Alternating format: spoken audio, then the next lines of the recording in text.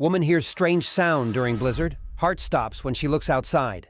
On Christmas Eve, as a blizzard buried the city of Buffalo in walls of snow, most people stayed tucked safely indoors, hoping the storm would soon pass. But one woman heard something strange. It was faint at first, a muffled voice carried by the wind. Curiosity turned to alarm. She and her boyfriend looked out the window to investigate and instantly froze at the sight. Standing in the storm was a 64-year-old man, barely conscious, his clothes frozen stiff against his skin. His hands were turning black from frostbite. Ice had formed across his body. He was disabled and had somehow wandered into the blizzard trying to get to work. He could barely move. Without a second thought, they pulled him inside. The power was out. Emergency lines were jammed, roads were impassable. No help was coming, but she didn't give up.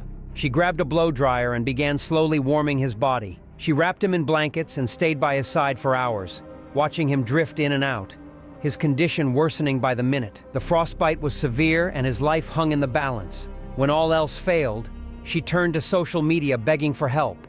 And someone answered. A group of strangers saw her plea and braved the deadly storm. They reached the house, carefully lifted the man into a truck, and drove him through the frozen streets to a hospital just in time.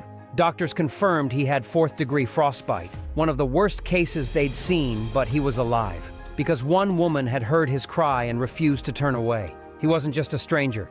He was a beloved employee at a local movie theater. The community would come together to support his recovery, and honored the woman who saved his life with nothing but blankets, courage, and a heart of gold.